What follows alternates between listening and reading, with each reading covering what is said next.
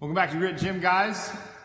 Today we're talking about nutrition, but nutrition is just one part of the four quadrants of health, right? Health is your greatest resource in this life. You got to take care of this thing. Your body is a vessel, right?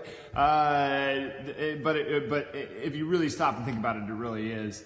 It sounds cheesy and all, but it really is. So what about nutrition is so important? Well, nutrition makes up one of the four corners of health. You have mindset, nutrition, recovery, and you have exercise. You have to have all four of those going.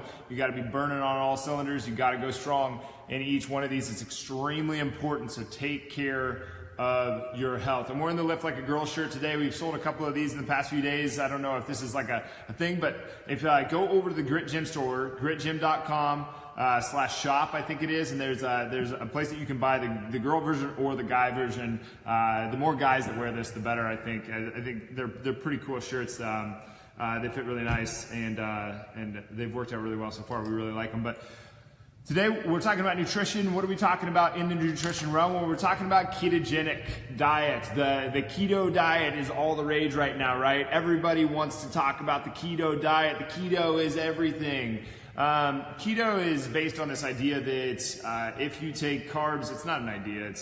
It's actually backed by quite a bit of science, and what I'm going to get into here is the progression up to the keto diet, because really it's just the new word that's getting tossed around.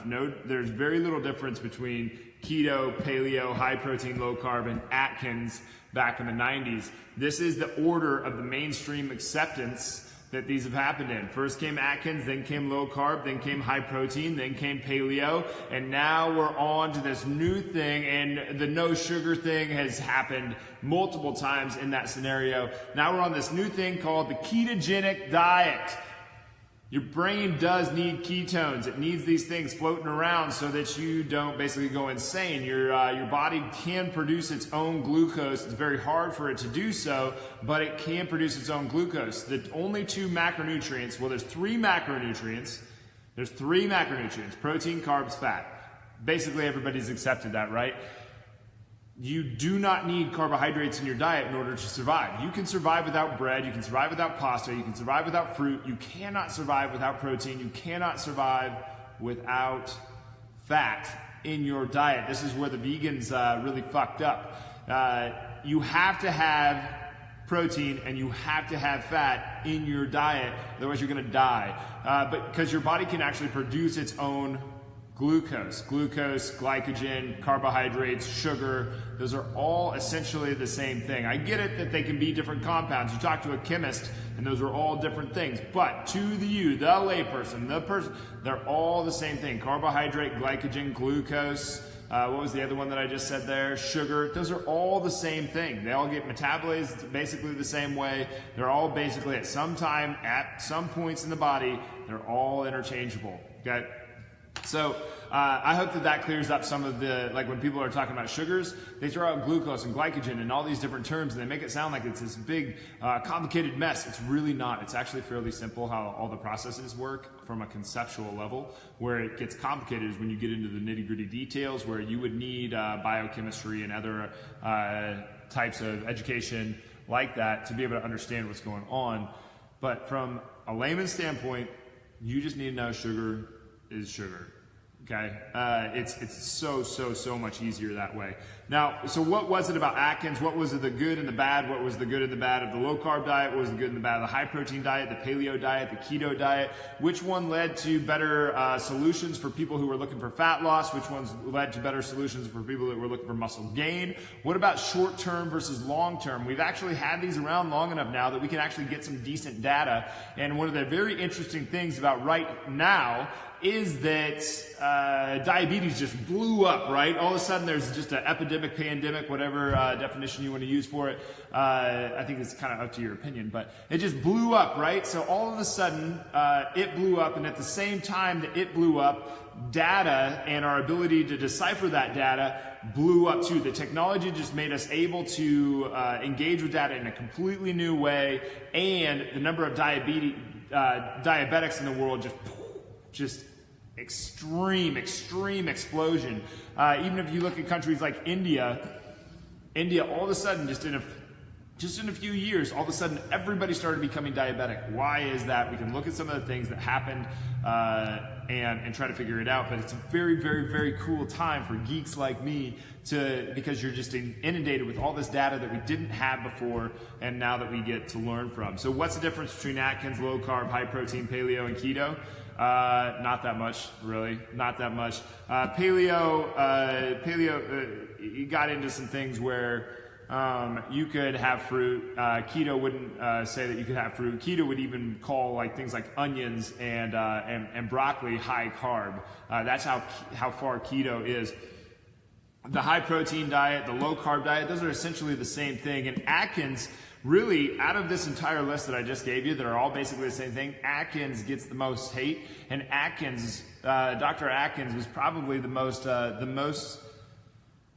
smartest strategy of all of these, because he actually had a process to it all. You started out going extremely low carb, so you went into this ketogenic state where your body was producing its own ketones, it was producing its own glucose, you were in a state of ketosis. So what'd you do? You took away an entire macronutrient group, you were able to drop fat drastically in a very short amount of time, and then you slowly added in vegetables, and then you slowly added in fruit, and then you slowly added in other foods after you had that initial success. From a mindset standpoint, the Atkins diet would make a ton of sense, because the more success that you can build up front with people, the better they're going to do in the long term.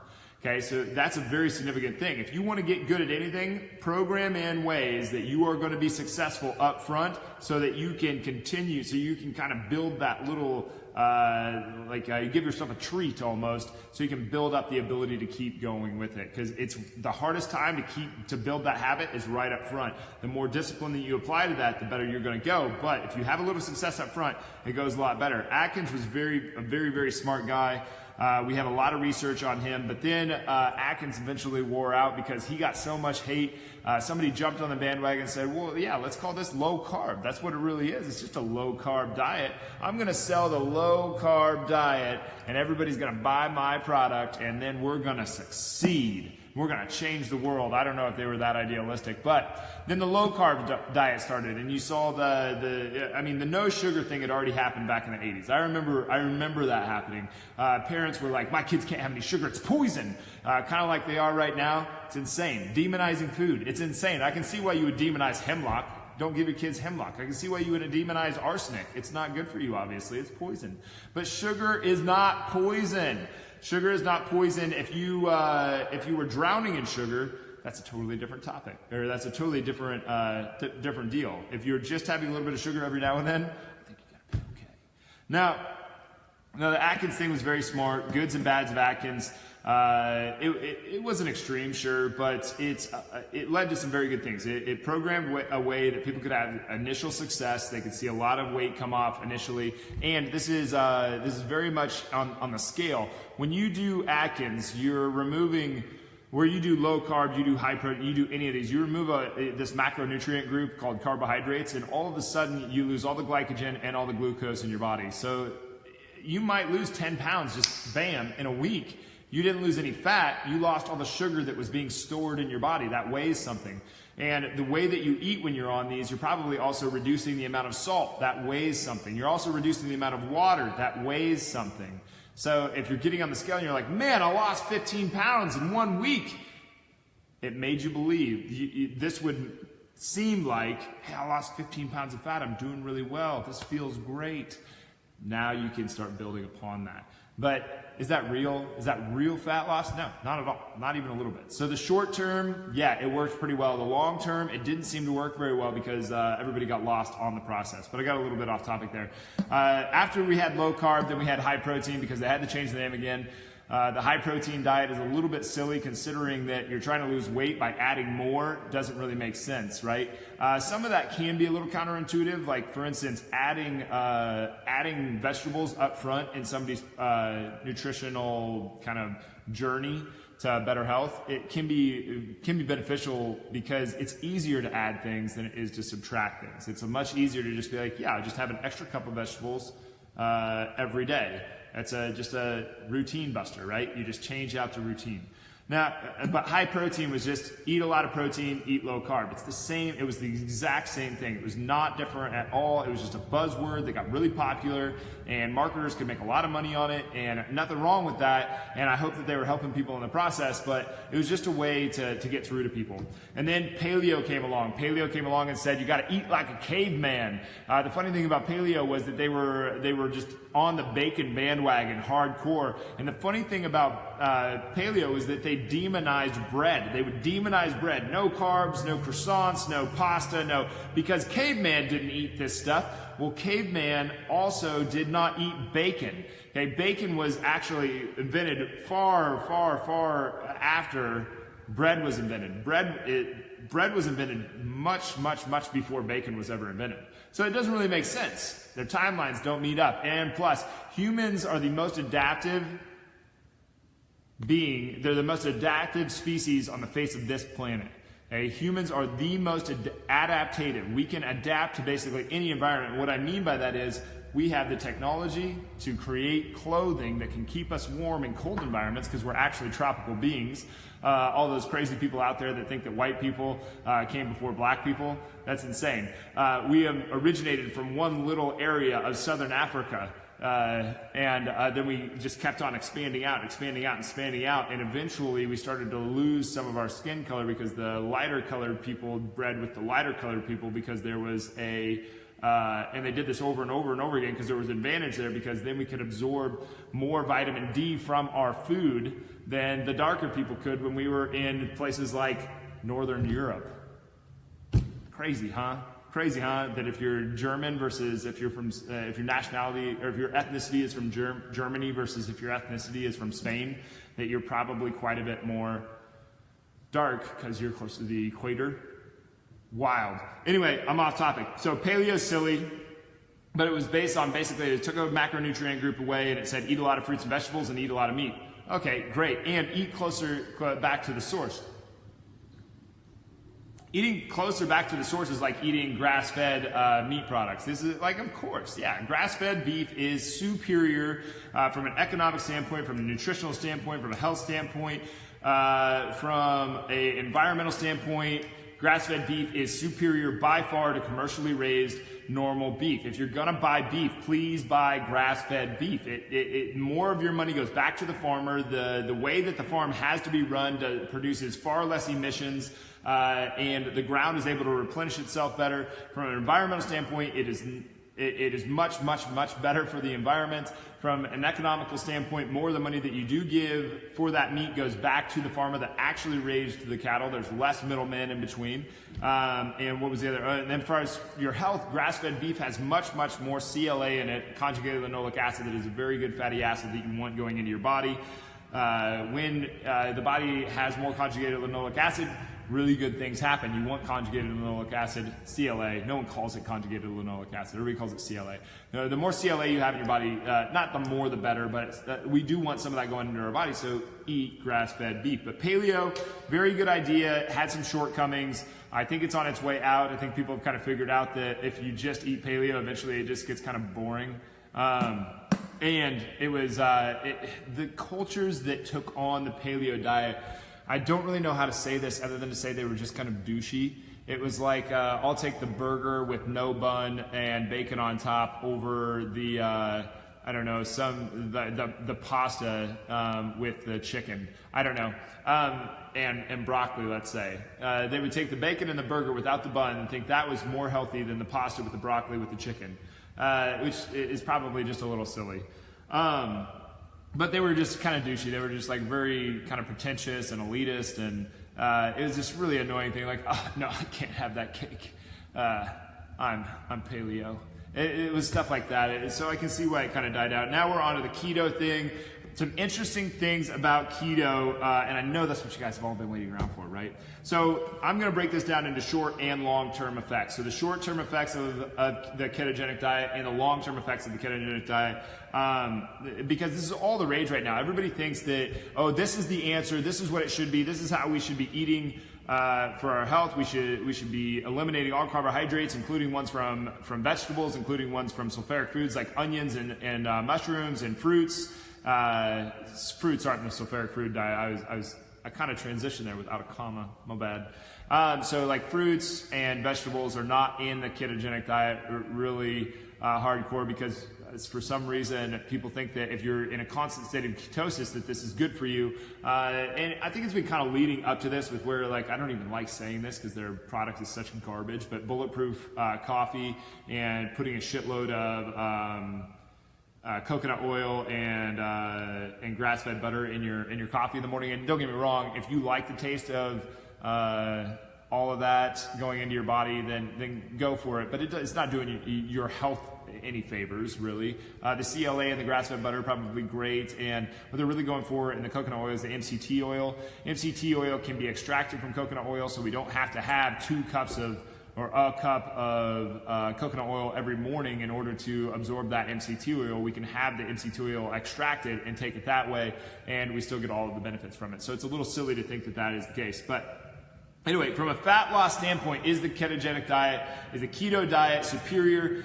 It is not. Research, there's enough research on it now where we know that unless something came out in the future, I think it would be really silly, but Atkins diet came out in the early 90s, so we basically had some really good hardcore evidence on ketosis over the last, what is it? Oh my God, it's almost 30 years, isn't it? Anyway, so we have some pretty good research on the ketosis style of stuff, and really ketosis is more like what we originally treated diabetes with. We went away from the model, and I think it was like the 60s and the 70s and the 80s. For some strange reason, we started telling our medical professions started telling diabetics that carbs were okay. Don't ask me. But anyway, so what's its effect short term on fat loss? It seems to be as effective as other diets. Ketogenics is just right there with other diets. It doesn't seem to be superior in any way for a fat loss in the short term. Now, what about in the long term? Like if we're on it for more than 3 months to a year, in the long term, does it have a positive effect on fat loss? No, it has not been shown to be superior or inferior to other diets. It's about the same. And it's because they all work on the same principles. Every single diet that works, and most of them do work if you'll work at it, is that they follow the same exact principle. You take away you go into a caloric deficit. You cannot get away from the caloric deficit. You could.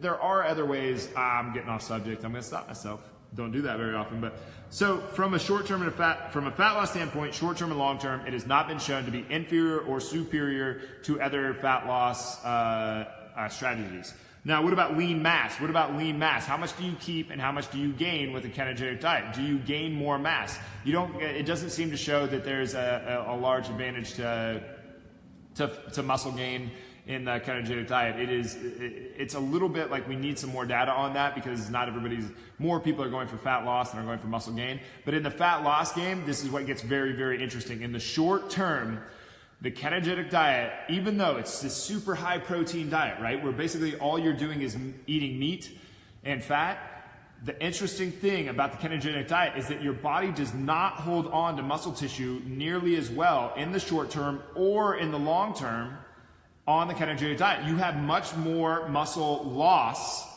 because if you try to lose fat, if you're not a beginner and if you try to lose fat, you're going to lose just a little bit of muscle tissue. The things that help you hold on to muscle tissue are things like lifting, and nutrition is going to play a role in there too. But the more you lift to get rid of body fat, the more muscle your body's going to hold on to. But you're not going to build a ton. You might be able to build a little bit, but on the ketogenic diet, more muscle was lost in the short term and the long term than when compared to other diets. And I don't know, this is where I don't know the parameters of all of the studies that were here. I didn't look up all of them. I know. But there's multiple studies going into this. So I don't know if they were looking at which diets they were looking at. I'm guessing they were looking at like vegan, and I'm guessing which is a really bad one to look at in this case. But I'm guessing they were looking at paleo. I'm guessing they were looking at a few other types of diets. They were probably looking at caloric deficits. Anyway, some of this would be, we know that carbohydrates are necessary to help you gain muscle mass, but maybe, and this would give a little bit of credit to this, maybe carbohydrates help you keep more muscle than we gave them credit for in the past. So lean muscle, you lose more muscle on the ketogenic diet when you're trying to lose fat. in the short term and in the long term. So it's inferior on that level. Now, what about aerobic performance? If you want to go run a marathon or just jump on the treadmill or anything, whatever it is, you're living your life, right? Aerobic performance, almost the ketogenic diet was outperformed compared to other diets in the O2 cardio area of aerobic capacity. So if you are running a marathon and you're training with the ketogenic diet, if you're going keto while you're training for something, well, you just screwed up, because other diets are destroying it on the aerobic capacity side, on the VO2 max, on the ability to recover. It's getting destroyed. You want to perform well, you're not going to do it so you're not going to do so hot when you're on the ketogenic diet. What about strength performance? It was also outperformed in the strength world too. So a lot of strength people are more body type oriented towards the endomorph side, where they put on muscle really easy and they put on fat really easy. So these are the people who are typically better at lifting, right? So and these are also the people who respond really well to a low carbohydrate diet. However, when we go full keto, all of a sudden, everybody outperformed them.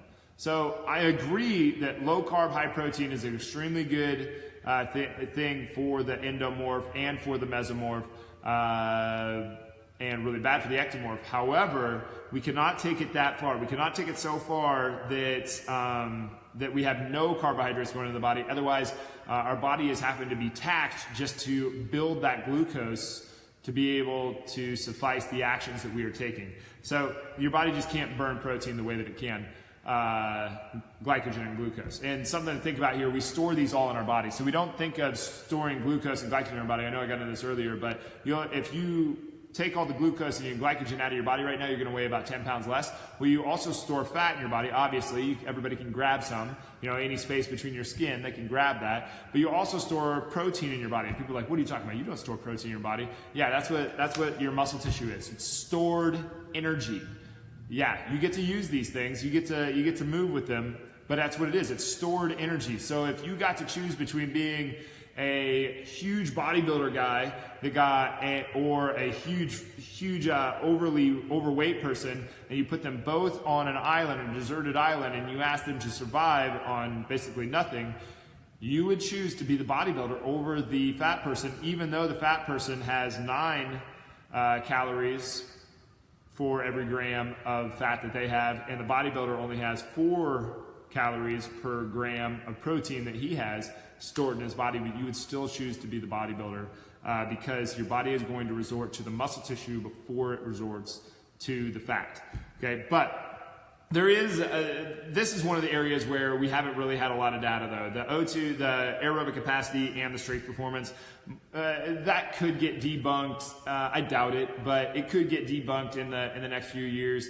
Research could come out and be like, well, it was a little inconclusive because we didn't have enough data. But this is pretty solid data. This is a lot more solid than everybody gave the What the Health documentary. That thing was complete fucking garbage, and everybody was hook, line, and sinker. Oh, I gotta go vegan.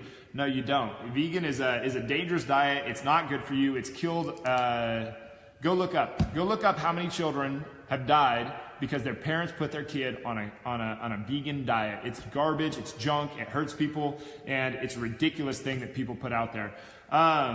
But there's other strategies. If you're looking at the keto diet and you're wondering, should I try this out? Should I try this out? If you want to try it out, go for it. I'm not going to hold anybody back from it. It's pretty hardcore. It's pretty extreme. Basically, all you get to eat is meat. You're going to feel hungry a lot, but if you want fat loss, you're going to feel hungry anyway. It's just one of those things you don't get to get around.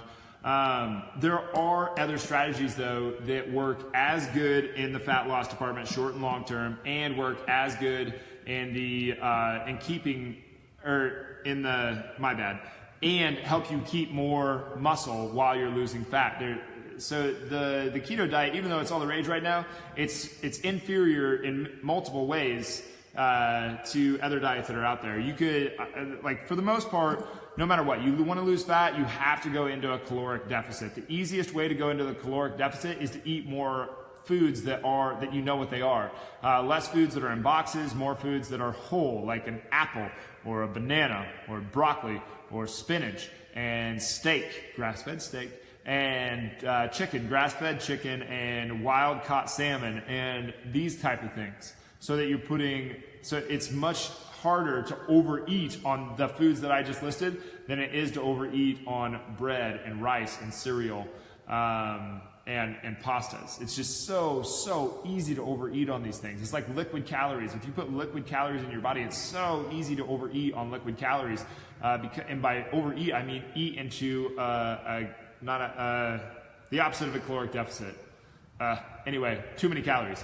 So calorie counting doesn't have to be a thing. If everybody just switches to a more whole food type diet, then you're going to do a lot better. It's much easier. It's more simple. It's easy to manage. It still can taste delicious. That's what I suggest. In the next few weeks, we're going to put out a video on we're going to have an event out at Grit Gym where we're doing a presentation. It's going to be a 1 hour. It's going to be a 1 hour event with a half-hour presentation in the middle, where we're going to really get to the nitty-gritty details of how our course works and how what the best way that we have found over the course of 10 years to be able to change your nutrition lifestyle. Because when it comes to nutrition, all of us know enough to make better choices. I don't think it really comes down to, there's some stuff that comes down to education. Like it's hard to say that you would know about the ketogenic diet unless you looked it up. But everybody knows that a Snickers bar, if you're going for fat loss anyway, that a Snickers bar is not as good as an apple, for instance. Like everybody already knows this. You already have enough education around nutrition to make better choices. So why don't we make better choices on a regular basis? Because we haven't built a lifestyle. We haven't made it a habit to eat a nutritionally dense diet that can help us in the way that we live right now. Because most of us are still kind of living on this reptilian brain movement that the more that you eat, the better you'll be able to survive. But now it's killing us, right? So we have to start thinking of that differently. So we're going to have that event out here in the middle of December. I think it's like at the beginning of December, not the middle. I think it's like December 5th. Don't quote me on that. It'll be during the week. It'll be a night class. We're going to do it over the internet too. So if you guys are not in the Iowa City area, then you'll be able to come out to it. It's going to be a blast. It's going to be a really good time. We're going to have a few different appetizers that are really easy to make that are things that you can do in a few minutes at home and have them sitting in your refrigerator, so that when you feel that feeling come up, well, I'm hungry, I don't know, and I need to eat something, or I need to add this to my day-to-day, to my lunch, or to my dinner, I can do that really easy. But the nutrition course is going to be awesome. The presentation is going to be free. Hopefully everybody can come out, make it a really good time, and we can have fun with it. But that's my little talk on keto, and really the difference between keto, paleo, high protein, low carb, Atkins, they're all basically the same thing. They just came out at different times in over the last 30 years. I am surprised. Like Atkins came out in the early 90s, and we're in the late 2000. Well, we're in 2017, the end of 2017. So it's been around for almost 30 years, maybe a little bit over. I don't know when the book actually got published. But Atkins had some really good things, and Atkins had some fallbacks. Low carb and high protein, those were the same nutritional strategy. They weren't any different. The paleo stuff is fine, but it's a little silly, especially considering the name. It's just kind of a joke. Because if you know anything about anthropology or history, then it doesn't really work out. And keto has not been shown to outperform any diet in any way, shape, or form, from strength to cardiac to keeping lean mass or fat loss. It has not outperformed anything. In fact, it's been outperformed in keeping, it's been outperformed by other diets in the lean mass category, in the aerobic category, and in the strength category. The only category where it even meets par with other diets is in the fat loss category, and it seems to be affected there, but there are other much easier, much more fun ways to go about it. Anyway, if you guys have any questions about the keto or about paleo or about high protein or about low carb or Atkins, go ahead and ask on here. I'll respond to each one of these comments, but please take the time. If you got something out of this, if you didn't get anything out of it and you hated it, you can share too, but please take the time to share this video out. I really appreciate it when you guys do that. It means a lot. But it's time to get moving. So anyway, thanks for being here. I really appreciate it. Today's Thursday, so I'll see you tomorrow. Thanks, guys.